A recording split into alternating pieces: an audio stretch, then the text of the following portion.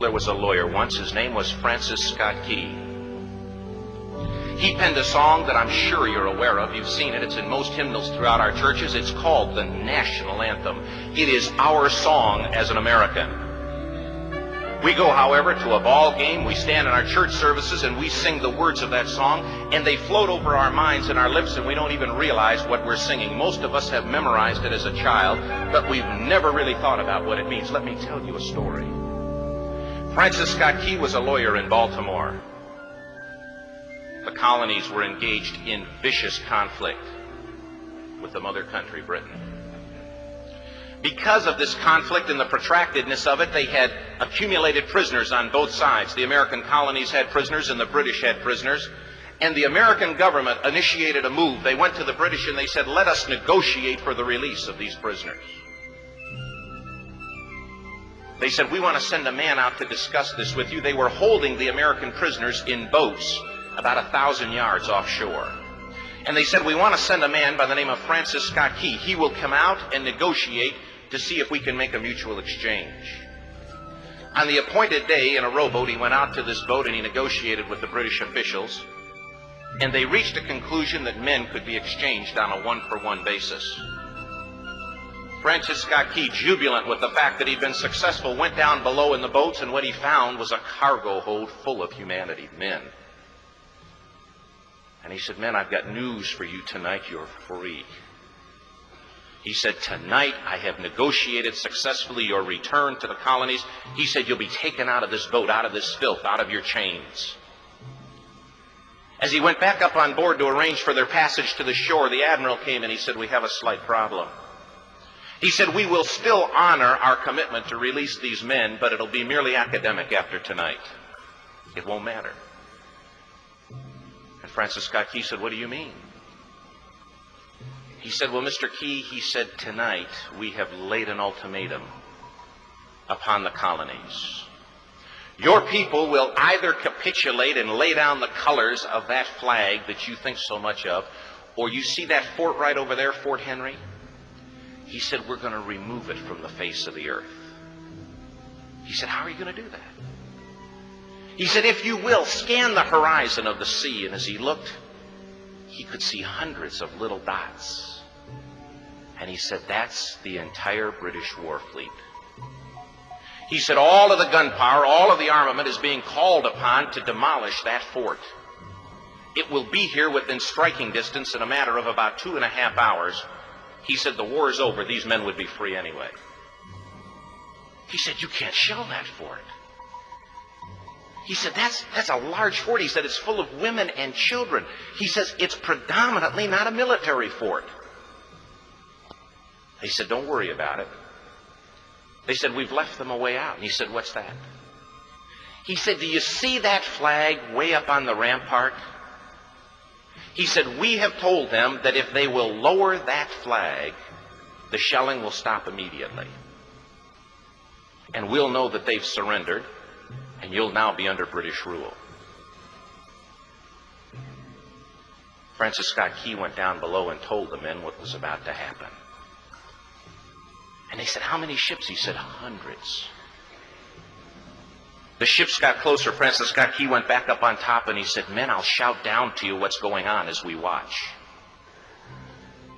As twilight began to fall, and as the haze hung over the ocean as it does at sunset, suddenly the British war fleet unleashed. He says the sound was deafening. There were so many guns that there were no reliefs. He said it was absolutely impossible to talk or hear. He said suddenly the sky, although dark, was suddenly lit. And he says from down below, all he could hear the men, the prisoners, saying was, tell us where the flag is. What have they done with the flag? Is the flag still flying over the rampart? Tell us. 1 hour, 2 hours, 3 hours into the shelling.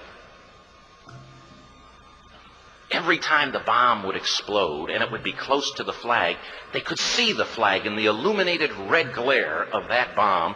And Francis Scott Key would report down to the men below, it's still up. It's not down. The admiral came and he said, "Your people are insane." He said, "What's the matter with them?" He said, "Don't they understand this is an impossible situation?" Francis Scott Key said he remembered what George Washington had said. He said, "The thing that sets the American Christian apart from all other people in the world is he will die on his feet before he'll live on his knees." The admiral said, "We have now instructed all of the guns to focus on the rampart to take that flag down." He said, "We don't understand something. Our reconnaissance tells us that that flag has been hit directly again and again and again, and yet it's still flying. We don't understand that." But he said, "Now we're about to bring every gun for the next 3 hours to bear on that point." Francis Scott Key said the barrage was unmerciful. All that he could hear was the men down below praying. The prayer, "God, keep that flag flying where we last saw it." Sunrise came. He said there was a heavy mist hanging over the land, but the rampart was tall enough. There stood the flag, completely nondescript, in shreds. The flagpole itself was at a crazy angle, but the flag was still at the top. Francis Scott Key went aboard and immediately went into Fort Henry to see what had happened.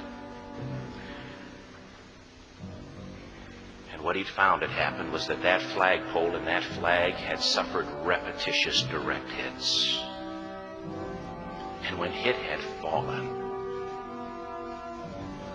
but men, fathers, who knew what it meant for that flag to be on the ground, although knowing that all of the British guns were trained on it, walked over and held it up humanly until they died. Their bodies were removed and others took their place. Francis Scott Key said what held that flagpole in place at that unusual angle were patriots' bodies.